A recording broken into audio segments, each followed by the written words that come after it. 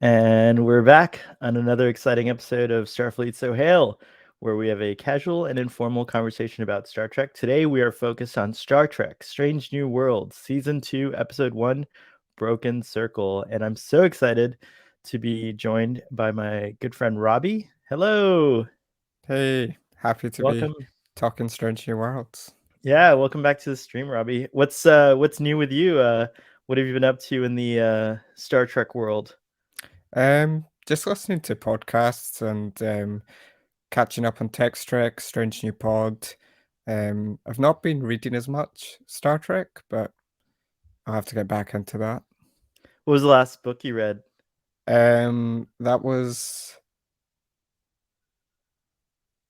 it was Was the it? one just after um Spock's World. It was one Oh, by cool. Diane Duane, anyway. Oh, very cool. I'm still working on the Enigma tales, if you could believe it. I'm such a slow reader compared to you. Well, that's good. There's so much to talk about today. We've got the return of Strange New Worlds, and I can't wait to hear your thoughts. I know a little bit of them. We've been talking about it, but I'm glad we're gonna like kind of do a dive here on the channel. Before we get started, just a little housekeeping for the audience. We're very sorry that this is not a live stream where you can have interactions with us. We'll be getting back to those very soon. It'll take place at Saturday at 3 p.m., which is when this episode will drop. We're recording this at Friday at noon, just in case anyone's curious. So we're actually recording this before the Text Track Friday discussion. So whatever we say that they say, we came up with it on our own. No, I'm just kidding. We love Text Track.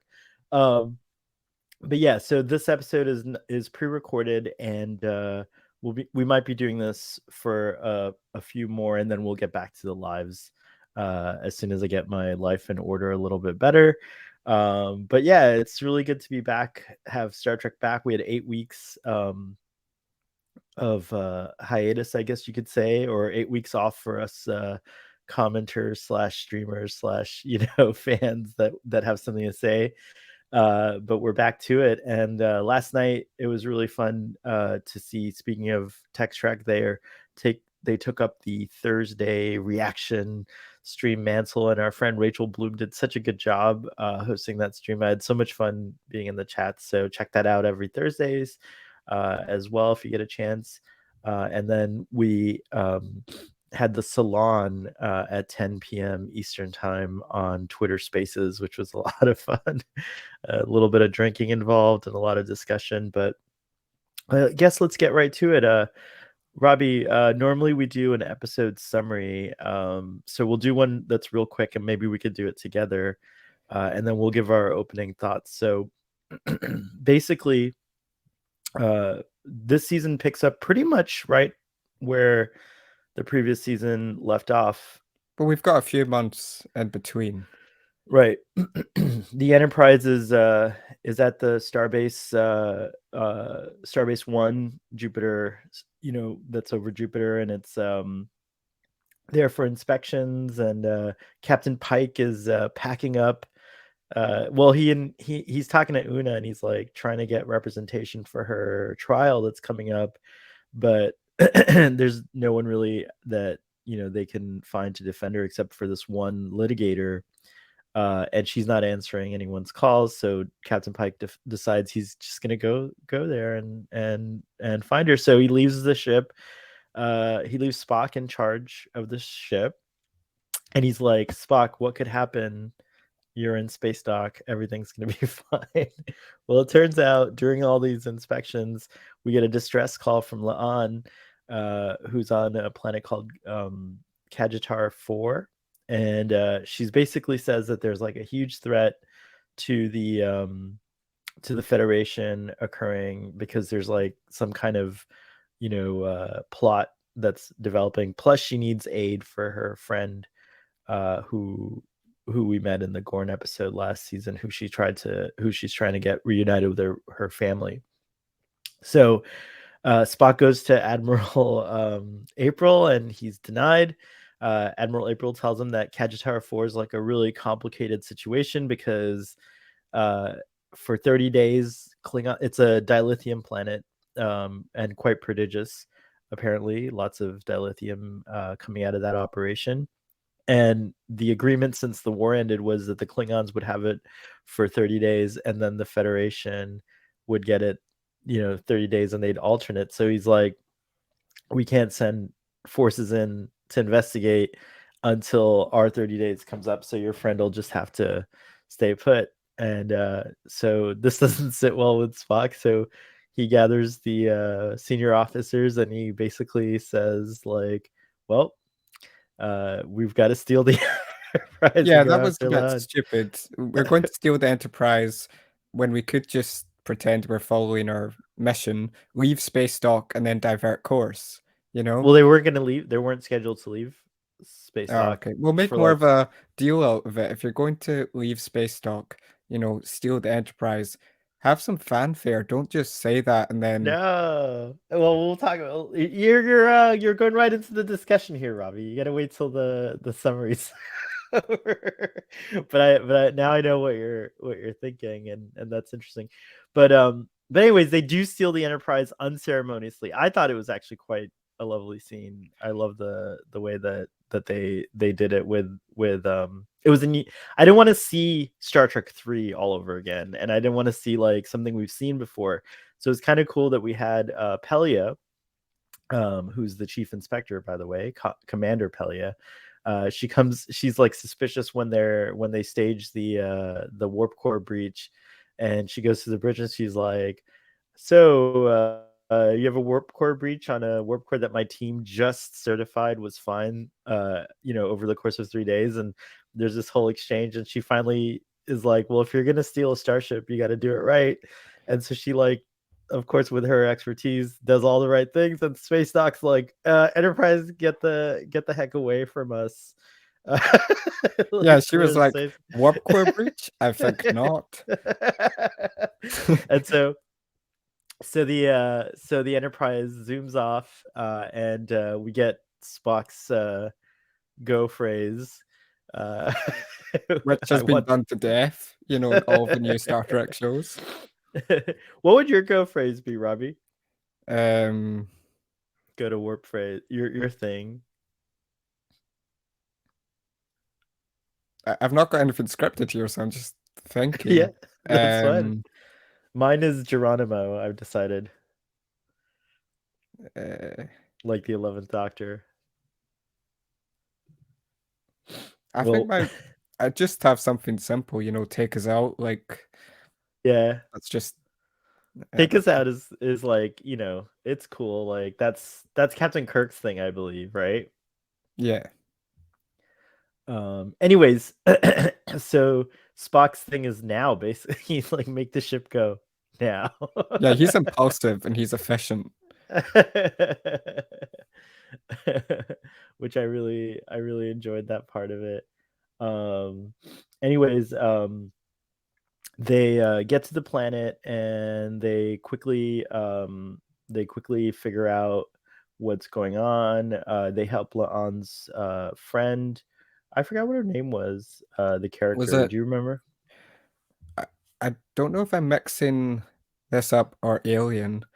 Is it Newt or is that the character in Yeah, Aliens? so Newt's the character in Aliens, Right, I and I don't know know. she has a similar name. Anyways, we find Laon, by the way, on Kajitar 3, like having a drinking battle with a Klingon, and she wins. By the way, we also get lots of Klingons in this episode. I'll illustrate it with my screenshots in a bit, but there's a ton of Klingons like everywhere. So if you're a Klingon fan, and especially if you're a fan of the Klingons, like from the the motion picture, TOS motion picture era / TNG Klingons / now they're everywhere Klingons. The Klingons that took over, that won, that defeated the poor disco Klingons, which I didn't see one single one in any of the shots. I don't know if you did, but anyways, we get lots and lots of Klingons. So Lon's doing this thing, but she's actually trying to infiltrate, as we find out later. By the way, I meant to do this at the beginning of the show when I met you. We get, you know, the crew come and La'an's like, man, I would never have thought you guys would steal the Enterprise to just come and get me. Like she would never have bet that Spock would do that. But anyways, she reveals that she knows about these extremists who are both Klingon and X Federation, called the Broken Circle. I think it's an interesting name for the extremists too. By the way, it's pretty cool. Um, and so, you know, she and the crew decide to kind of figure out what's going on. So Spock and Uhura go off to investigate and kind of cover La'an while she trades weapons with one of the Klingons. And Dr. Mbega and Chapel go to tend to Newt's. I'm just gonna call her Newt now. Newt's parents.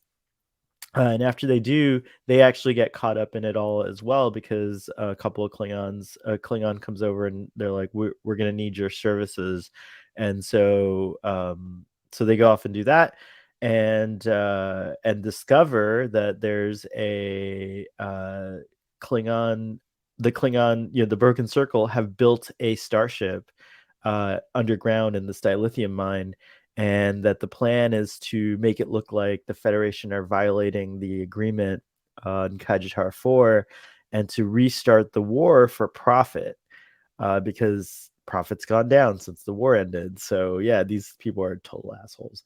But anyways, so Dr. Mega and Nurse Chapel are in the thick of it. They help out one of the injured Klingons, get him back to work, and then they decide, well, they can't just let this ship. They realize what the plan is, and they're like, well, we can't just let this happen. Meanwhile, a Klingon battle cruiser appears in orbit around Kajitar 4 up in space, and the Enterprise is hiding out with the expert. That was the Um, more interesting part for me. I loved that kind of TOS style tension. Yeah, it was very TOS style, I thought, and the battle, the space battle was very cool. But anyways, skipping ahead a little bit, but yeah, we'll get to that actually. So yeah, so there's this whole action set piece that occurs with Dr. Mbenga and Nurse Chapel. They decide to juice up, and and it gives them like a kind of a temporary um you know Kung Fu extreme. boost. What's that? Kung Fu Yeah, fight. well, yeah, and actually, you know, Babs oh man, sorry, Babs, I can't say your last name right now. I had it like this morning. But the actor who plays Dr. Mbenga, who his first name is Babs, he's an expert Brazilian jiu-jitsu master. So he got to show off his you know, kind of prowess, and he was really good. He's the fight sequences were really good, if a little tad bit long though. And they were in But slow motion, which didn't help. right, it's like, but otherwise it was like really excellent. I really like the humor mixed with the tenseness, you know, like some of the scenes, you know, especially Nurse Chapel's one-liners are really great. So yeah, anyway, so they change the transponder and they're trying to get to the bridge. Meanwhile, the Klingons decide to launch, and so that was another great scene where Lance like, "Holy!" and then it cuts to the Enterprise, and you hear, "Sir." So it's like a good interruption. But anyways, this ship, which looks like a kit bash, basically, that the Klingons and the X Federation, the Broken Circle, created, a mix of like a maybe a Crossfield class, because it has the Discovery looking saucer, and so this goes out into space, and uh, immediately the Enterprise has to engage it, and Mbenga and Chapel are kind of like stuck. They have no place to go. The Klingons are about to break through the door, and so they decide that they're going to eject themselves into space. They have this helmet that has a beacon on it, and they're hoping that before they die, the Enterprise will see the signal and beam them over. Meanwhile, Spock is trying to buy any amount of time he can, but he's got to shoot this rogue vessel before it can engage with the Klingon battle cruiser. And this is where you were talking about, like, the intensity was really good, and It, like it was very well illustrated. it kind of reminded me You know, um, that episode of Captain Angel when he had a hunch about um the ship. I forget exactly. Um, and Pike was like, this better be a good hunch. I trust your estimate. And he had a similar kind of dilemma. He had to make a snapshot decision. Yeah. Yeah, for sure. So he does. He's like, fire, and they manage to destroy the ship, and they manage to beam Mbenga and Chapel on board. Chapel barely alive. She might have actually arrived dead, and through the force of love, Spock is able to recover her, to get her back. And I love her line. She's like, "Why you gotta be so rough?" Because he was like, "Do not die. You will not die." He was pretty emotionally compromised there. Uh, anyways, then he addresses the Klingon uh, and he addresses the Klingon commander, who is like trying to like bait him into, who's trying to basically say, "Oh yeah, hogwash, you guys weren't trying to protect us. You were covering up for a failed plot." And Spock's like, "Well, Vulcans don't lie." And he's like, "Well, I got to see this in person." And he's like, "All right, let's have some blood wine." And so they do, and it's like a little glorious little happy ending on Kajitar 4 with Klingons drinking with the Federation. It reminded me of have you ever heard of the Christmas Truce, the story in World War Yes. II? It kind of reminded me of that. Here's these like kind of, uh warring factions, or like just like unhappy with each other. The Klingons don't like the Federation, but they take a moment, and the captain respects Spock, and we get a little moment then also with Pelia and Spock, and he asks her if she's really truly a Lanthanite. Apparently, Lanthanites can live for thousands of years, and she knows Amanda Grayson, Spock's mother, and she tells Spock in that scene at the end that Amanda was one of the first people she came out to. So that's pretty cool. That this character's been like around for like such a long, long time. I wonder what more we'll find out about her this season. I'm really excited about that.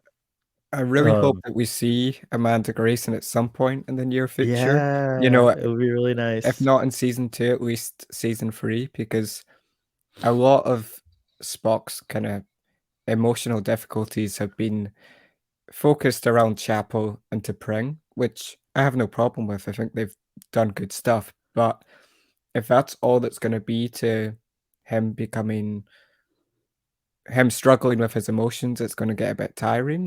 They just need to keep that stuff, but also add more. Maybe we get to see like stuff with him in command here was a great opportunity. Yeah, And it would be fantastic to just see his relationship with Sarek and Amanda because there's a lot of uncovered ground there. yeah, absolutely. And so at the end of this episode, he has another conference with Admiral April, who is basically like, "Spock, you're lucky that this all turned out in your favor, but if it happens again, you're going to lose your commission." Which And then happens, we know that he gets a trial in the menagerie when he tries this again. but excuse me, when he does it again, he does it again to save another colleague. It's kind of cool, and he gets off the hook that time too. Those are the only two times Spock steals the Enterprise, right? Yeah. Yeah, I'm pretty Yeah, sure. it's the only two times. Well, that we've seen. he might he might be stealing the Enterprise a lot. I don't know, but anyways, then we get another kind of emotional moment where he's watching Nurse Chapel, and he can't really control his emotions. Here he's crying, and we know from the beginning of the episodes that when he faced the Gorn last season, he kind of Dr. Mbenga speculates that he kind of lost his ability to regulate his emotions. So Spock's going through something basically, and he needs to kind of get his mojo back, so to speak. And that's part of the reason why we get the Vulcan harp or lyre The wood. introduced here. The lute. Oh, it's a lute. Sorry, thank you. I was thinking it was a lyre, but you're right. It's the lute. Anyways, I love that little piece of information adding to the lore that Dr. Mbenga gave him, that hobby, basically, that he loves to do later, that we see him do a bunch of times. Anyways, and then of course we get the little end scene with Captain uh, Admiral April and another admiral conferring, and they're worried about the Gorn. There's a potential Gorn problem going on, and so we have this menacing outro with that cool Gorn music, and then of course a lovely homage to Nichelle Nichols. So yeah, that's the episode summary. I did it in 20 minutes. Your personal best. I can no, I try to do it with 10. You have to keep me on track next time. But anyways, now that the summary's over, so what did you think of this episode overall? Like how did you feel about it? I really enjoyed this episode. I have some nitpicks, but as far as an action-oriented, fast-paced first entry, I think it sets up this season well. You know, people were saying that they felt it didn't feel as much of a season opener as the first season, you know, the first episode of the first season, but I feel like it gave us a good focus on the ensemble. I liked that they didn't show us a whole lot of Pike. You know, I did feel it was a bit weird that we see Pike for the first, what, 5, 10 minutes, and then he disappears. If you're going to get rid of Pike, just completely get rid of him for an episode, you know, because Yeah, but I we think that know that scene's important. We got to see why he's going off we there. already know this. It was in the recap. So you're just taking time out of this episode for future events. I don't know. I liked all those scenes between Una and him and stuff. But anyways, carry on. Um, it was really nice that we got to see Spock in command because it's a bit silly that he stole the Enterprise. I don't know if that's just fan service because we know he does it later. I really liked that we got the pairing of Mabenga and Chapel, but I would have liked more kind of substantial character growth. It could have been a really interesting exploration if amidst the action we actually got to learn about their past in the Klingon War, you know, which Right. they briefly touch upon. And that I got bored of that a wee bit just because it did go on for too long. But it was a really good start. I feel like stealing the Enterprise, that's a really good way to start the season. And it felt like we hadn't left the crew at all. On Twitter, I really enjoyed this episode from start to finish. I was just like, this is great stuff. It reminded me a lot of, the vibe of the original series, but of course, Strange New Worlds is very fresh and very new in a lot of ways as well. And one thing I love is that, I know that, you know, people are really concerned about like canon and how this like lines up with canon and all that stuff, because we're still a few years off from when we get to the original series, and they're really like bending and stretching what's known or what we think is going to happen. And so that's one of the things that I find really exciting about it, because I'm starting to think of canon as not like, especially in a show that's like ongoing, it's not hard fast, it's like it's living, it's breathing, and it's dimensional. That's like the new way I'm gonna start talking about canon, is that it is dimensional, because you can't just include visual and story canon. You have to also include, I think, with Star Trek especially, a temporal canon. And so we'll talk about that another time, but I just wanted to drop that out there, is that no one really talks about the temporal canon of Star Trek. And I think that if you were to take that into account, everything kind of makes sense. Even these like quote unquote infractions that people are really worried or scared about. But going back to the episode, uh, you know, I really think, I understand what you mean. Like, you could have cut out the scene between Una and Captain Pike, and it really wouldn't have made much of a difference, because you could have just had like a couple of throwaway, like not throwaway, but a couple of lines explaining why Spock was in charge. But just personally, I really dug that scene a lot. Like, I just thought, you know, I thought that it was like something that, to me, I love just having moments. Like, to me, all the things that are important about Star Trek are the character moments to me. And so I respect that you were like, "Oh, this is superfluous," but to me it worked really well. I love that opening shot at Space Dock, especially.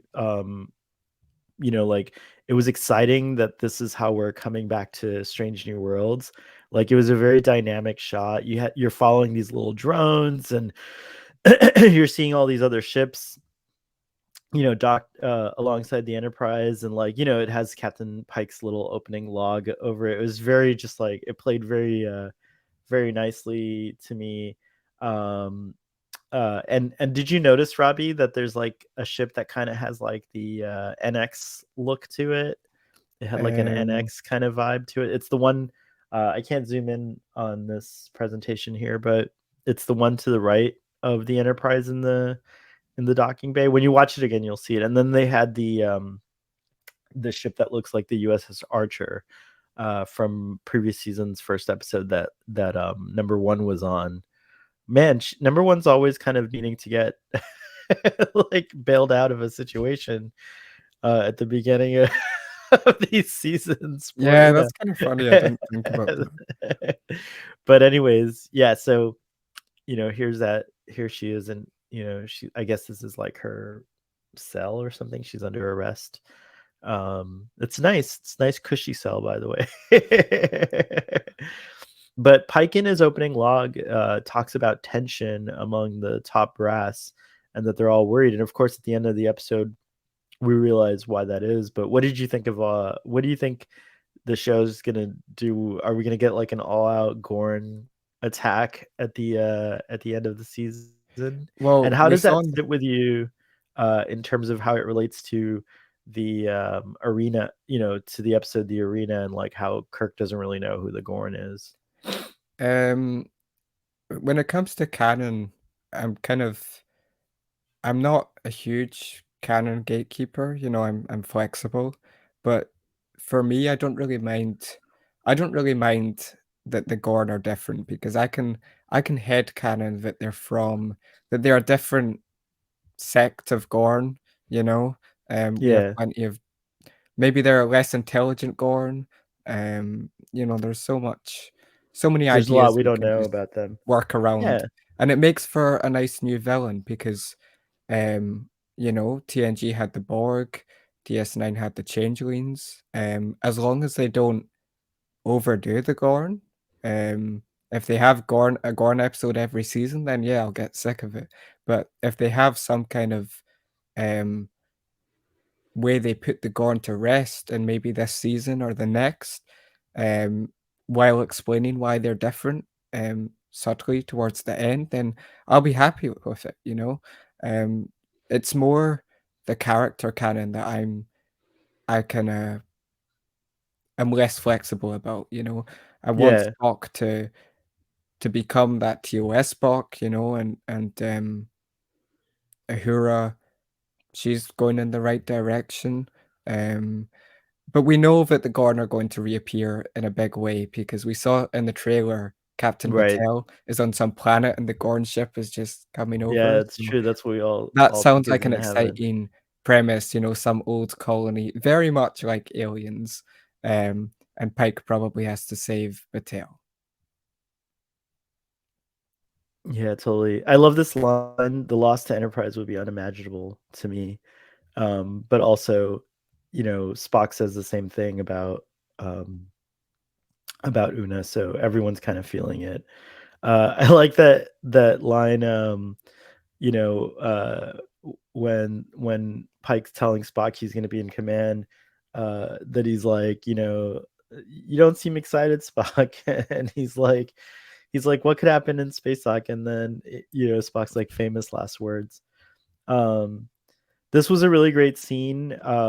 What do you think of Spock dealing with his emotions? Like, is this something that you are interested in, or is it kind of getting like a little played out for you? And what did you think of like the introduction of the Vulcan loot and also the heart rate thing with Doctor with Nurse Chapel coming in. I love that they've introduced the Vulcan loot because that's fan service that's small. You know, it's perfect fan service. It's a bit unrealistic that Mabenko just had a loot hanging around in sick bay.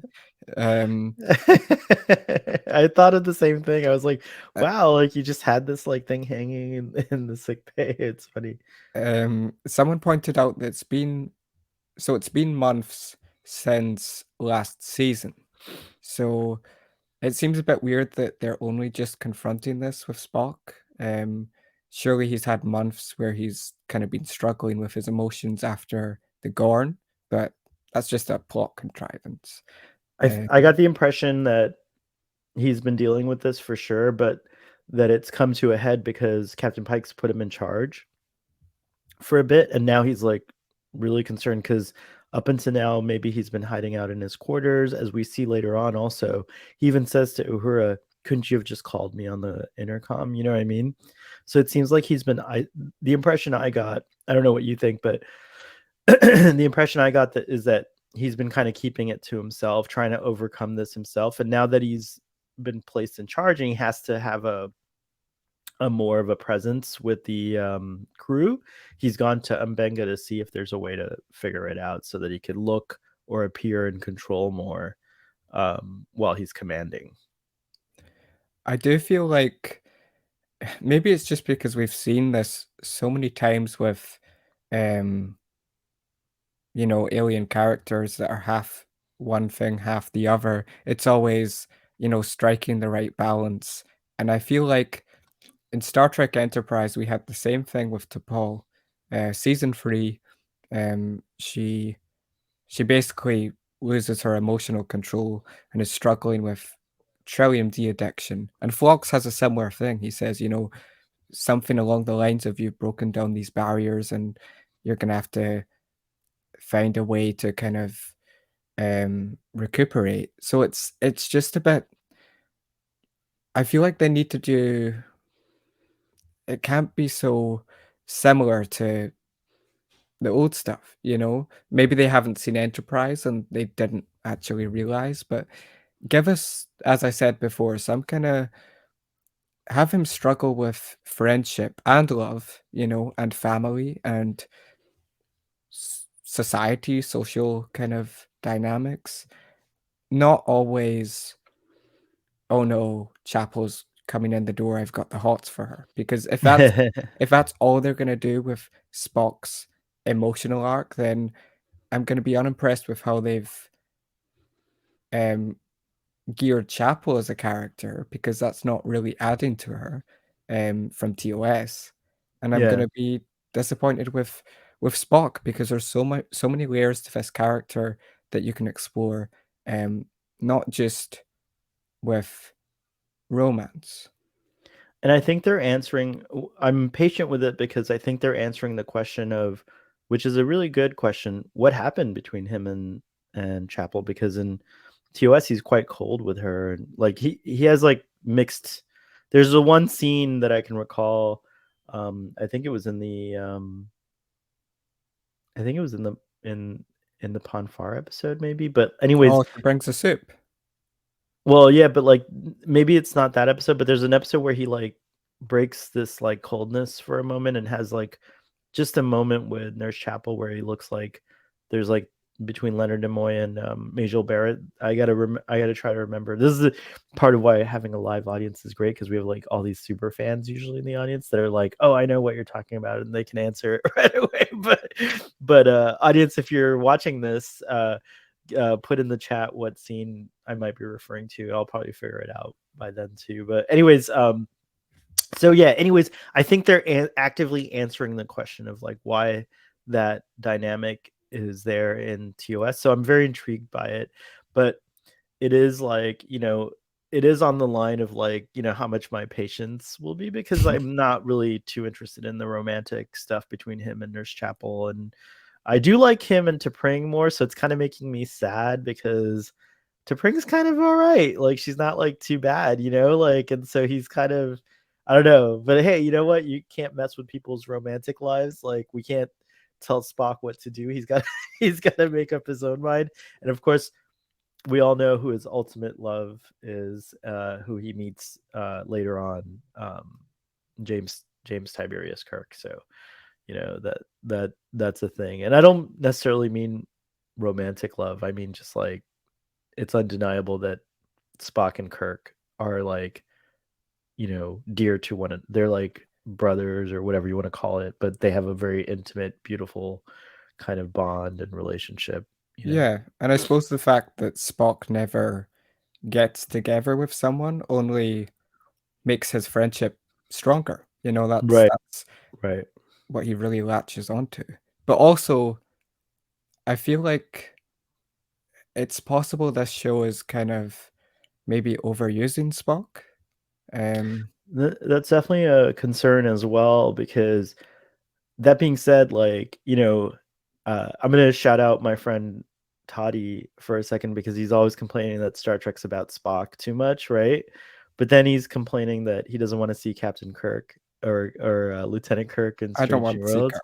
I know you don't either. So okay, well then I'm gonna direct this to you. So like yeah, I know that it's like yeah, we've got enough of Spock, but I do have to say that like I am still intrigued with what they're doing with Spock. Like I guess to me because of Ethan Peck, like I'm actually very intrigued with like some of the choices he's making. He seems really tuned in to the Spock that I love, the Leonard Nimoy kind of Spock. He's giving me a lot of good, touches of that. But just going back to that, all of these characters from the original series, um, you know, are potentially going to be coming back, coming into this show, rather, I should say. So I kind of like it, but I do agree that like the show should definitely be more about Pike, Ortega's, like Dr. Mbenga, and number one, Una. So I'm kind of like, waiting for that. I don't know if you can still hear me, Robbie. Robbie went away for a second, but I just wanted to know what you thought of in this same scene that we're talking about. I like that little moment personally between Dr. Mbenga and Chapel where he's about to be like, "That's funny. When you walked in, his heart," and she's like, "No, no," and he's like, "Oh, I would never." They have a really sweet friendship kind of work. You could tell that like their working relationship has turned into a friendship, like a mentor mentee thing. What did you read off of this scene, and what did you think of it? Yeah, I love that kind of riffing. That felt I adore DS9 because it had the perfect balance for me with serious stories, all that political jargon, but also, you just have people hanging out at a bar, you have Dax teasing, Worf, and that felt like something that, Bashir would say to O'Brien, just some character development that small character development that gets us to love these Yeah, characters, know that they are human beings outside of their jobs. absolutely. I like that. All right, I so also let's sorry, one last okay. thing about Spock. It would be really cool to see him meditating as well, Yeah, and, and that music. Don't and know. I feel like the problem is the show has to develop they're developing Spock because he's one of the most interesting characters, he's one of the most prolific characters, and it's easy to create interesting stuff for him, but also Mhm. Ethan Peck's so good that I'm kind of, um, struggling between, "Oh, no, they're overusing Spock, I want to see more. Give us a, M'Benga-focused episode," but then Ethan Peck is so good So that you good, yeah, I enjoy agree every with that. scene. Yeah, I agree, I completely agree. It's a tough spot to be in. It's a good spot to be in if you're working on Strange New Worlds because you're creating a lot of good mixed emotions here. What'd you think of all this stuff on the bridge with Ortegas and Uhura and the inspectors? Yeah, so this was fun. The whole kind of space dock thing is maybe a wee bit overdone. We just saw that in Picard, but I love the kind of Yeah, but you know what we didn't see in Picard, as much as I love Picard? We didn't see all this hubbub, like an inspection. It's kind of cool, like uh in Picard they just basically hop on the Titan, and we see like homages to Star Trek 3 and we're all done. It's all great. Star Trek 2 and Star Trek 3 and and stuff like that with the space dock scene. What I like about being at Jupiter Starbase 1 is that it is a different vibe because it's not like that space dock. We're not inside of it. The Yeah, we ships are don't docked really see it outside. that much. Yeah, and I love like just like wherever, during the stealing scene or just anytime they're at the station. First thing I love is that like it makes sense that ships would report regularly to a starbase. Now, it should be other star bases. Like I hope we get more star bases as we go along, but it is cool that like the Enterprise keeps coming home to Starbase 1. So I Wouldn't it be love that. so cool if they dropped off at a K7 Oh style my gosh, yeah, station, exactly. Like, but yeah. updated a wee bit? Speaking of fan service, but anyways, like, but or just a similar style to that design. Like, as the show evolves, I want to see more space stations like that and stuff like that. But yeah, this was cool. It was like an actual inspection, which I don't think we've gotten like a starbase inspection before on Star Trek. I think this might be a first. What do you recall? Um, I remember that episode, that Die Hard in Space episode where the Enterprise is being Oh, scanned. yes. That was But they kinda was but that there an weren't inspection? inspectors aboard looking No, around, it was were just there? a Like, no, scan. yeah. That's the thing that I liked about this is like Chief Inspector Palia plus her little crew of inspectors. I liked it both Ortega the scenes with Ortega's and Uhura here. One Ortega's because I love that she has her station set up like unorthodox to what like Starfleet is, and like this inspector's kind of like annoyed by it, and she's just like, whatever, okay, thanks, now and then Uhura, you know I love this scene. It reminded me of the Discovery scene with that kind of like know-it-all guy who comes in and he's like telling Michael what to do, and then he doesn't listen to her, and later he gets hit by an asteroid. Remember that? This had like the same vibe, but what I liked about it is that by the way, I call him Ensign Twunk because he's a twink and a hunk at the same time, so it's a twunk. But anyways, I Yeah, the digress. whole So cast is yeah, pretty good the whole looking. cast is great. It's like, or I just like a broad range of people, but but oh, I think I forgot to include Chief Kyle.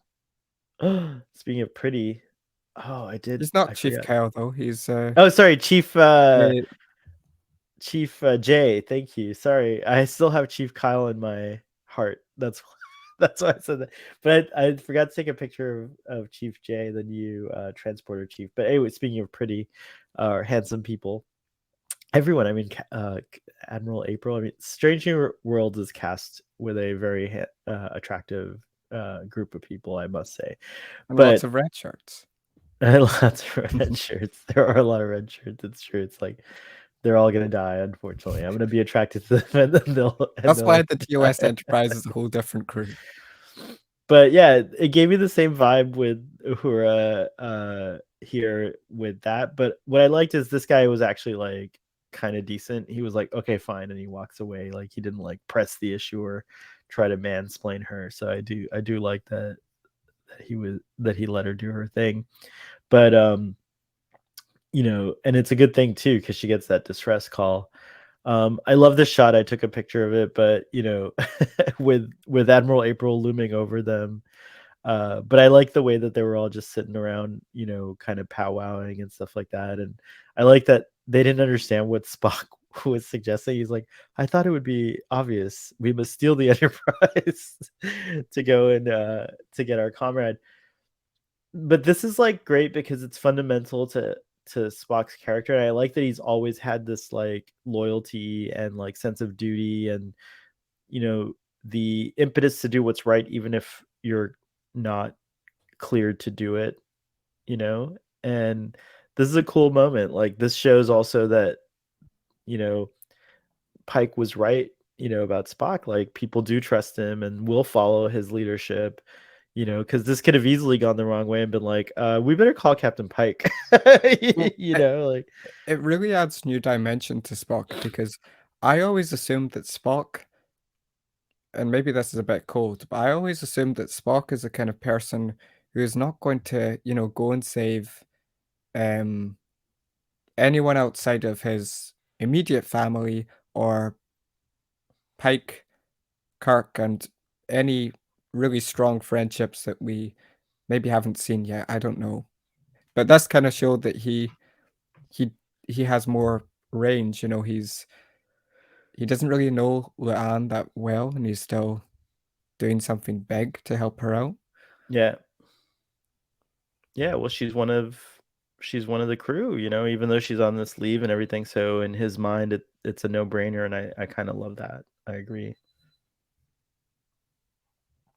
I love this shot of I think it's Lieutenant Christina, um, doing the sabotage, like to She make doesn't it. look suspicious at all.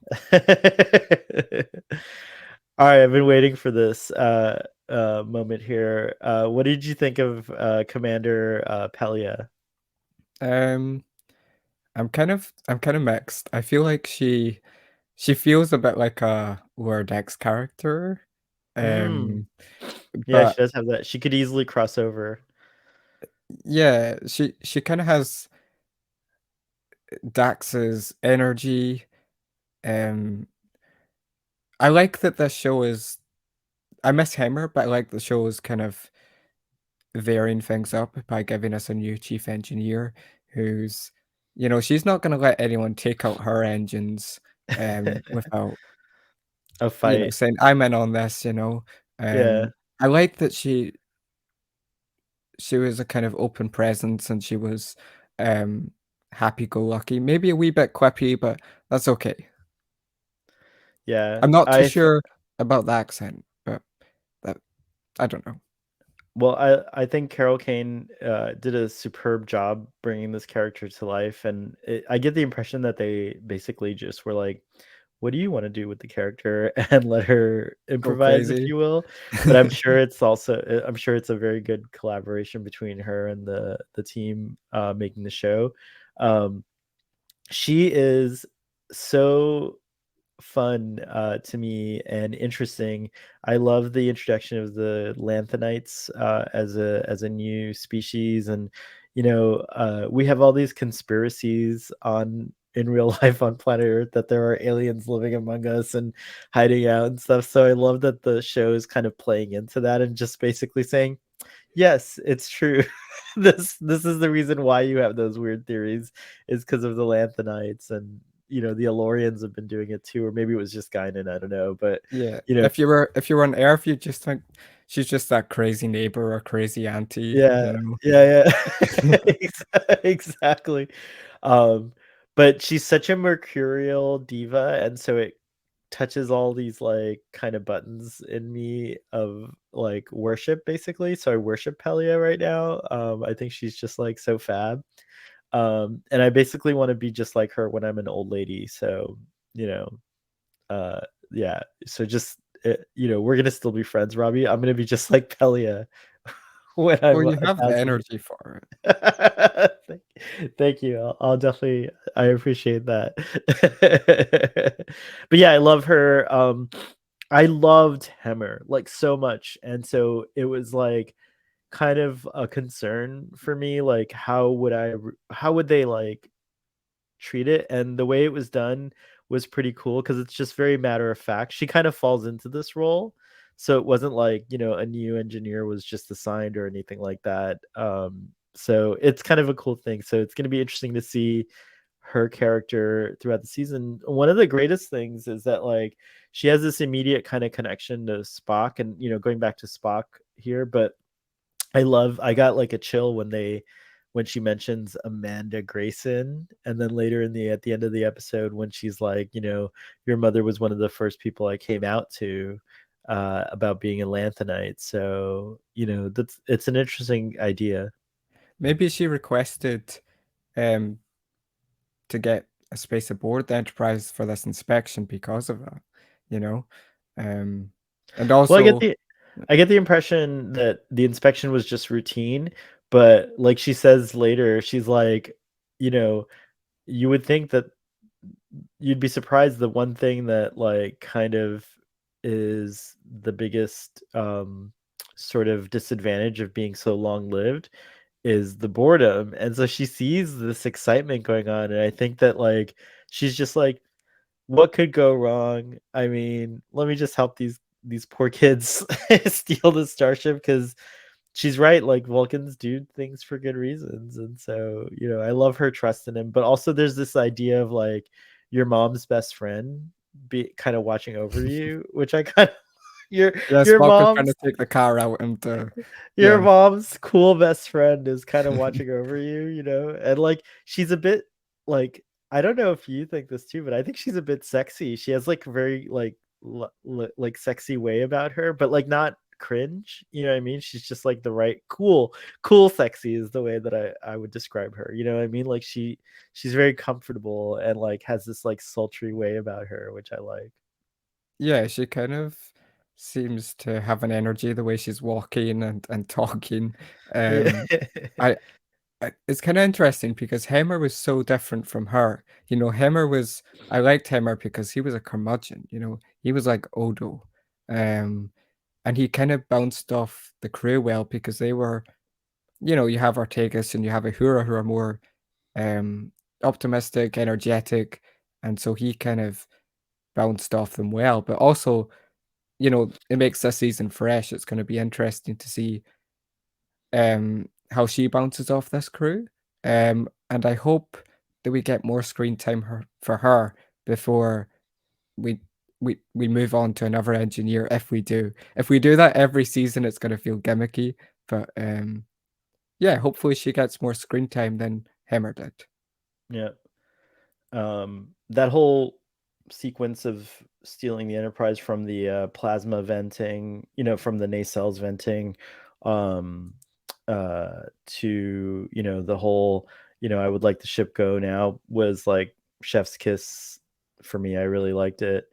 Um, all right, now we get our first just strange new world of the season, which is Kajitar 4. What did you think? I love the way that I just will interrupt real quick. We already talked about how like there's lots and lots of Klingons, but I love the way they use the volume, I think, to the landscape was just so impressive. Like you don't realize it looks so natural, but I mean that's the volume that they're using. And I think Ethan Peck said something about it on the Ready Room. But this is a great use of the volume. Like it was seamless in my opinion. Like it felt like we were in this like great expansive place, and stuff like that. But yeah, what'd you think of this whole stuff, all this stuff? Yeah, I didn't even think about the volume because it was integrated that well. You know, you kind of Mhm. see it in Space Dock, but it was really nice here. Um, I feel like I love the blood wine drinking at the start. That was good. Um, it would have been nice to. It doesn't really fall into an action kind of fast-paced episode, but it would have been nice to have Spock or someone below make a friend with a Klingon. You know, to have them. If you're going to bring back the Klingons, it would have been nice to. I don't know, maybe see a Klingon come aboard the Enterprise, or kind of develop them more than just blood wine drinking fighting characters with just maybe one person. But I love the ending. That was really nice. The kind of diplomatic resolution. Um, yeah, it would have been really cool to see, someone like Laan maybe get to know a Klingon and um, Oh, I said Lieutenant Christina. I meant Lieutenant Mitchell, by the way, earlier. Sorry, carry on. but other than that, that was good. It was nice to see them. I did hope to see more of the Klingons. More not of them as a species, but just more of their um culture, or flesh them out a wee bit more by exploring one of the Klingon characters more. But there's probably not really time for that in this kind of episode. That's true. But we did get a lot of interesting kind of tidbits or little glimpses into the Klingons. We got like also, these like kind of dubious Klingons that are plotting, but we also got like straight up warrior Klingons, like I thought it was interesting. And then also Kajitar 4 is an interesting planet. I wonder if we'll come back to it, but it looks like it's a very a dilithium mine might be an interesting, especially this one might be an interesting thing to explore. It sounds like there could be tensions, but also like really interesting ways because you do see Tellarites. I think also I didn't see an Andorian, but you see other species on here. So you know this is the part of the frontier, I guess, which we see a lot more of in Strange New Worlds because uh, by TNG they've expanded, the Federation's expanded so much, and they've explored so much space. But one thing I like is that you still get a sense of the frontier in Strange New Worlds, and I think you definitely get a sense of it on the show for sure.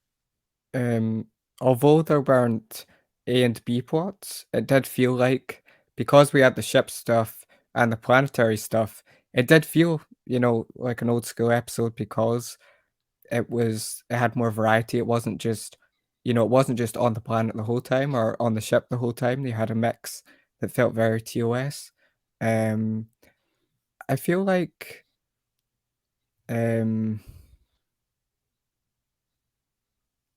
I think I'm losing my train of thought. I had something that I was thinking of, Well, but I've forgotten what it was. that's okay. What did you think of the scene with Laan and the Klingons where she, does that kind of like, she gambles and lies about this like antimatter grenade or whatever it is. That was good. It felt well the start with her drinking the blood wine. Someone pointed out that was very Indiana Jones, Marion. Yeah, it was actually. You're right. Great point. Dial of Destiny coming out soon. I'm so excited. It's interesting because I'm conflicted. This episode gave us great Spock moments. We had a bit of Laan and we had some Chapel Mbenga. I was talking about how Spock was overused, but I don't know if they used the ensemble so much that they gave less to each character. I don't even know. Um, It felt like we got a lot of good ensemble moments. I mean, to me, every single character I mean, like, it's just one episode, right? But considering what we see in a lot of other shows, it's hard to play with like a cast of this many characters. But I think the show's doing a really good job. And I think Star Trek in general does a really good job of especially modern Star Trek, of like an ensemble thing. Discovery's a little bit of an exception, especially in season 1 and 2. It's like very Burnham kind of focused, and maybe a few other characters like Lorca and like Emperor Giorgio and Saru, but there was that big kind of like discussion going on about like why aren't we meeting the bridge crew, and Strange New Worlds certainly can't be faulted for that. We definitely know the crew, like, and we're getting to know them. And I like that Mitchell's more of a, like, this season, we've gotten to know all of these seven, mains, and now Mitchell is kind of like more prominent in this episode. If you notice, she had like more scenes than she had last season, and she's part of the whole gang. So I like that a lot. And yeah, I think Stranger Worlds is like doing a really good job of it. Um, the other show, but again, they had a smaller ensemble. Is Picard had a ensemble, but it was like smaller. It was just Rafi, Seven, Rios, Elnor, and Jean Luc. And then as we know in season 2, Elnor gets refrigerated basically, and then like in season 3, Girardi is part of that too, by the way. And but in by season 3, of course it's a whole different animal because it's a reunion show, but and they certainly do a good job of the ensemble there. But Strange New Worlds, I think, as a show is doing a really good job. Probably reminds me of like how well DS9 did it, in terms of like giving every character like a moment, but also making it feel organic and not forced. yeah. I also um I love the civilian clothing. That's something that, um, with well, a bigger budget, these streaming shows, um, 10 episodes isn't enough, but it's cool that we get to see the crew have, civilian clothing, like, Yeah. um, Yeah, trying it's to kind of match fun it. when they do that. The scenes with Chapel and Mbenga were really cool because I didn't expect the war that took place in season 1 of Discovery. I was like not really into it. But what I do like is that, like, first of all, I love that Strange New Worlds, anyone who complains about Discovery, but then like uses Strange New Worlds as a way to diss on Discovery, I think they have it completely wrong, because Strange New Worlds to me is more like Discovery than it is like the original series. I think it actually follows Discovery very closely. It's a true, genuine spin-off of Star Trek Discovery.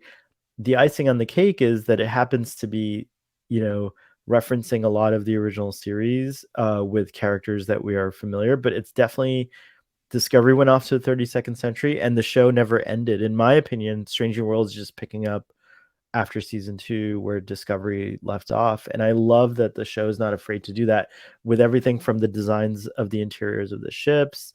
Yeah, they've corrected maybe the look of some of the exteriors of the ships, to look more TOS-y, if you will. But they always said they were going to do that in Discovery. If Discovery had continued in this time frame, I think it would have started to look more and more like Strange New Worlds, and we would have had more of these characters probably come in. But again, I'm glad that it worked out the way it did, and we have 2 shows. But to me, what was really interesting about these scenes is that, like, this war that I didn't really care about in season 1, now I'm like more interested in it because I like the kind of like dimension that they added to these characters by showing that they were traumatized and from their experiences in that war. And now we get a reminder of the casualty count. It was like, I earlier I'd heard it was 100 billion in my, but when I was watching again, he definitely says 100 million, but still 100 million is a staggering loss of people. And like, it's kind of scary that, like, that they have to even do these things, like who knows what side effects you have from the juice question, like, and who knows what kinds of battles. And Dr. Mbenga references the Battle of Shikana, I think it was, or something like that, where there was so much carnage from that like it rained blood. Like that kind of thing. I know that's a little hyperbolic probably, as Klingons tend to be, but at the same time it kind of like hit home. And Omega does like know all these like cool things. So he's a lot more interesting. And again, another example of like a character who was not a focus in the original series, but now we're seeing a lot more of them. And I don't think this is like a bad thing. People are like, well, why was he just like a what happened? Again, the show's going to answer the question of like, well, why isn't he a focus anymore in the original series? But he's still aboard the Enterprise. So it's an interesting thing. It's just like, to me, it's just about the focus shifting from one character to another. And I love that we're exploring him anymore. But anyways, I've talked a lot. A lot. Do you have any thoughts on that? Um, I love that it shows how open-minded Rebecca is, to be aiding, uh, to be around. Well, he's fighting Klingons, obviously, but he's pretty calm. He's not Yeah, he like says Kieran I'm under was. control. I like that scene. Like, he is, I have it under control, but you believe it, sorry. Yeah, and I echo your sentiments. It's expanding what Discovery didn't give us enough of, um, as well as TOS. It's just expanding the universe, really. Yeah. And I feel like this is probably a setup because Babs has said that that's Mabenga's what he said about season 2 is Mabenga's dealing with this Klingon stuff, and I believe he says, the fallout of the Klingon War. Yeah. So I don't feel like that's just gonna be in this episode because this episode seems like it's setting up a lot of different things. It set up Spock and his um troubles with emotions. It set up Una It's now set up this Mabenga stuff.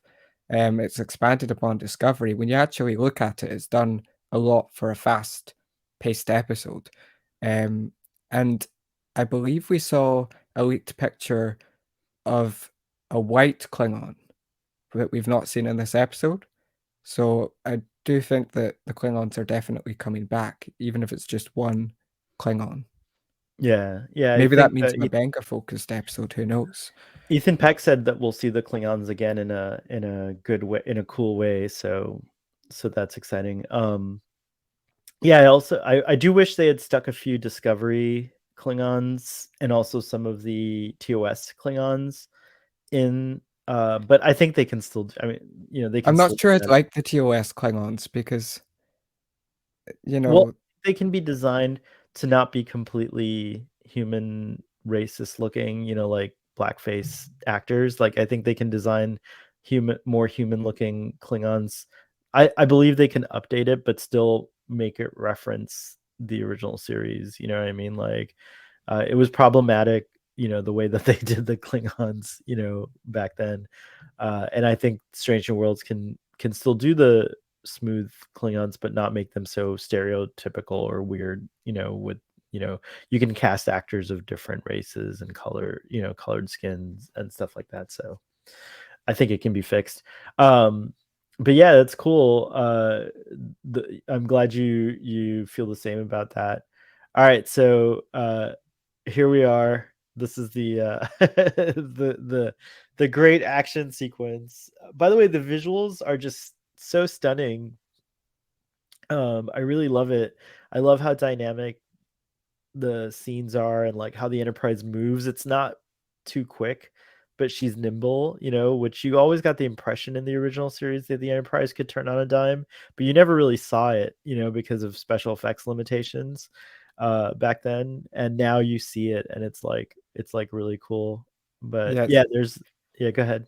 it's not the Enterprise D in season 3 of Picard when it's, just So that's like one of my only like little nitpicks, but I it's like a love and dislike. I love that we got to see the Enterprise D during action, but I'm so used to her being like massive and she didn't it's have so that scale. slow. She didn't feel, even though she is tiny compared to that Borg massive cube, you know what I mean? I get it. Like I know she can fit inside and stuff like that, but I don't know.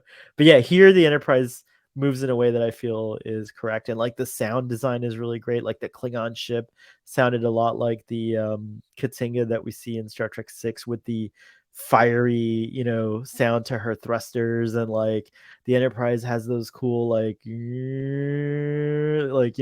revving sounds, so yeah, it's very cool. I would like to see, I can't wait to see Pelia doing engineering stuff. I hope we get to see her doing that soon, because you don't really see her doing it in this episode. And those were some of the cool things about Hemmer, is like when he would be like, oh yeah, I got this. Or She's Geordi. definitely, yeah, or Jordy, yeah, exactly. And then here we have I like the way that this was all filmed. It reminded me a little bit of The Expanse. Did you watch that show, Robbie? Yeah, yeah, I've watched all of it. Yeah. This gave me like some of the vibes of The Expanse, like, doing maneuvers like this, like ejecting yourself out into space, like not knowing, like it had the vibe of that. But I also like the intimacy of it. Not like there wasn't like, and this is kudos again to the performers and the writers and everything like that, but I never got that sense of, I mean, I'm sure people are shipping uh Chipanga, is that what you would call it? Like That's too many love triangles already. That's right, just but too I'm much. sure people are shipping it. But what I felt here was a different kind of intimacy, like the intimacy of friends, like two people who pretty much think they're gonna die. Like it's a very lovely moment, and I just love this scene, so I included it in the screenshots. But yeah, what'd you think? Um, yeah, I like that they're developing this friendship. Um, I'm hoping that it'll lead to more banter maybe in sick bay between them. When they're not doing deadly stuff with patients, maybe they'll Yeah. have a bit of banter. But also, I'd assumed that this was going to be some kind of rescue Scenario. scenario. Um, in the trailer where M'Benga was saving Chapel. But no, it's nice that we're getting these wee moments, and um, yeah, I don't have much more to say about it than that. Right on. Here's the very emotional sequence where Spock yells her back to life. You do not die. But I love the why you gotta be so rough. I wasn't able to find out who the actor who plays this Klingon is, so I'm very curious. I hope it turns up on IMDb soon. I guess we could just check the credits actually. His beard's Uh, like Favary's. he does. This is Father's new profile picture, by the way. Did you Yeah. notice he had changed? Because it's true. Shout out to Father if you're watching this or listening to this. They finally put you in Star Trek, or someone who kind of like has your vibe, anyways. But I loved him. I did love the Klingon captain. I love that he was like reasonable. That he wasn't just like kind of like he's older captain too, which I kind of think is cool. Did you catch his name? I don't think they even told us No, his. I didn't catch a name. I really hope that this actor comes back and that this character comes back. I hope they're like important because I really like them. He's really cool. And then there's the little celebration on the planet. I think the character, by the way, the girl, her name might be Ariana. Yeah, yeah, I think you're right. Uh, and there she is giving La'an a hug. And I like this moment a lot because um she asks, where are you going now? And rather than answering, she just looks over and she sees Spock, and going ha, and like just realizing the best place to be in the galaxy is on the Enterprise with these people who came to save her, basically, without question. So I love this little moment of La'an reconnecting with the crew. Yeah, that humorous ending with Spock having a drink, that felt incredibly TOS. Oh Um, yeah, this but too. I'd also be worried about Ariana being on this Klingon uh, kind of planet because she could be breakfast the next day, or you know. Well, they don't seem to bother. I mean, Lon does say, "Stay out of trouble," but they don't seem to bother or care much that about you unless you're in the Federation. Like they don't really see. And they need the miners, right? I think that's what most of these people are. Is they're miners or they're refining the dilithium in some way or something like that. So that's honest work. It's honest labor. I just hope the conditions are not bad. I think that one of the things that was addressed in this episode is that Ariana's whole situation was her parents had gotten sick. Now it wasn't from the dilithium. We find out it was from the photon torpedoes that were being made. So it was that the broken circle was responsible for the poor health conditions. But overall, the planet seems like a chill place. I mean, it has these cool. It looks like Pandora, sort of like it's got these cool like structures that are like insanely tall, that are like thin, like geological structures and stuff like that. Not a bad life. I don't know. I'm more of a Earth person myself, but if I had to go to the lithium mining planet, I wouldn't mind Kajitar 4. It's pretty cool. It's probably gonna blow up though. They're probably gonna destroy it, knowing Star Trek. Yeah, I'd love to live on Vulcan without the extreme heat. I think it's not that hot on Vulcan, Robbie. Hmm. No, I'm just kidding. They have a section of the planet called the Forge. Like, They have electrical it's storms, as we what's see in that? Enterprise. They have electrical storms. Yeah, Um, yeah.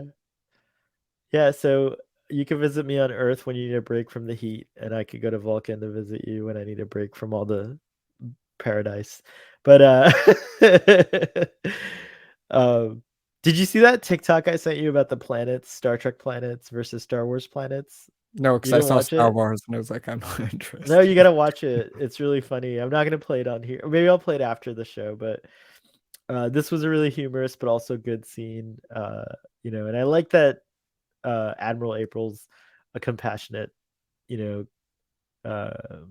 leader. He like gave Spock a dressing down, but he also was understanding. And it is true, Spock did save the day.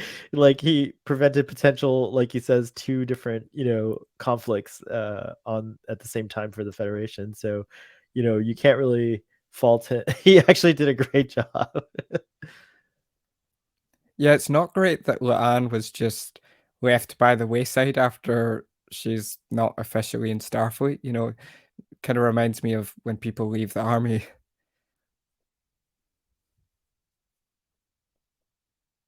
Oh, I was on mute, sorry. Yeah, no, it's true, but that is kind of how, like, service works, right? I mean, I couldn't understand Admiral April's perspective. Uh, but it's good that you have officers that are willing to, go outside of orders when the situation is right. But Admiral April didn't have that attachment to Lon, but you could bet if Pike was the one sending the distress signal that he would have gone rogue and gone to save him. So you're right. It is, it is sad that, like, sometimes you have to know a person really well to go, and help them. But um I can How do you understand his position. how do you feel about Pike? Um, how do you feel about Pike kind of Oh, well, they hadn't had the distress call then, so I'm getting mixed up. Yeah, Pike left before the distress signal came in, so yeah, he didn't know about it. What did you think of this scene? The Um, scene where he's, with Chapel, and he's says he doesn't know how to he I have no words for what I feel. it's okay. It's as I said, I'm not really a huge fan of the Chapel Spock stuff. I thought it was best in Spock Amok, Mhm. when she had that conversation with him, and uh, that was some really great stuff. But uh, it's okay. It's nothing bad. Yeah. And Oh, then and I here we love have, this. I love yeah, this. the I love that it ends, with him, uh, the on the lute there. The tune sounds familiar. By the way, take a moment here to praise Nami Mulamed, the composer. She did a fabulous job with the music. There's a lot of music that we've heard before, but there were also some new cues and things like that. And especially on the planet, like those violin kind of cues were really interesting, and, like, and stuff like that. And of course, I'm sure she composed the music that Spock is playing, and it's gonna eventually turn into a tune, I think. And I hope we get to see him and Uhura singing and together and Yeah, stuff like yeah, that. that would That'll be be good. really cool. Yeah. It's Like, interesting. I love the music. I don't know if it's reused or not, but the music right at the start of the episode had a nice vibrancy to it as we're seeing the drones pull out and we've got that yeah, smooth captain's log. Um, yeah. I did feel like the Spock and Mock cartoony music, using that when Mabenga and Chapel are fighting Klingons didn't quite work for me. Oh, is that what it was? I don't think it was different. It felt like a different cue from that. You thought it was like more, it was like the Amok Time music a little bit? Not the Spock Amok time music at the start, but more the humorous music when Una is grilling, um, is it the Boolean? There's like Oh, interesting. I No, but I feel during like their there's that. fight scene, it's like that dun dun dun. It's like that dramatic music they use whenever there's like a kind of a conflict. Which, by Oh, the I way, I know. also, The yeah, go ahead. dun dun dun dun. That was I'm sure that was when Una and Laan were doing the gum. Oh, So that's interesting. where I think I remember it. Cool. Well, it was really fun talking to you about this episode. Of course, we had this beautiful sentiment. I'll read it, which is for Nichelle, who was first through the door and showed us the stars, hailing frequencies forever open. And I love that. And I love that they gave Nichelle Nichols a tribute at the end of the episode. So yeah. So overall, I think this was a phenomenal return. I the more I watch this episode, the more I like it. And talking to you about it, like, really felt satisfying to kind of get all those, ideas out and hash it over. So thank you. I'm going to give this episode, we have a tradition for those of you who are new to the show, of rating the episode, and it's not mandatory, and you can give a silly rating if you want to. So feel free, if you're watching this video, if you've made it all the way to the end and you haven't gotten bored of our conversation, to leave us a comment giving your rating for this episode and any other thoughts you want to share below. But I'm going to give this episode, Robbie, can you guess my rating? 10. Yes. I love how you said that with like this, like, let me think. Yes, I give this episode a 10, a very strong opening. What about yourself? And any Um, closing thoughts? well, 10 out of 10 is for my absolute favorites, Measure of a Man. 9 out of 10 when it's just a really amazing episode. So I'd give it an 8.5. It was a really good episode. Excellent. Very cool. Any other thoughts before we say goodbye? And do you have anything to share with the audience about where they can follow you and what you're doing? Um, no, All no, right. not currently. Okay. But yeah, I'm looking forward to the rest of this season. Hopefully, the Gorn only have one episode because we've got a whole lot to kind of balance out here. Cheers. Yeah, I'm not too keen on the Gordon, but they've been doing a good job with them so far. So of course I'll probably end up enjoying those episodes. But yeah, I hope it's not too much either. Just because they're not because of canon reasons or anything like that, but just because like the Gorn aren't my cup of tea. Robbie, it's been such a pleasure. I hope you had as much fun talking about this episode as I did. And audience, thank you for joining us. Again, it would be really awesome if you subscribe to our channel. Check out our friends over at Text Trek. Well, they're going to be doing their show tonight, but this show won't come out till tomorrow. So I hope you checked out Text Trek last night, and if not, go check them out. And when Robbie, you can people can follow you on Twitter as Earl Grey Trekkie if they want. So check them out there. Live long and prosper, and we will see you next time.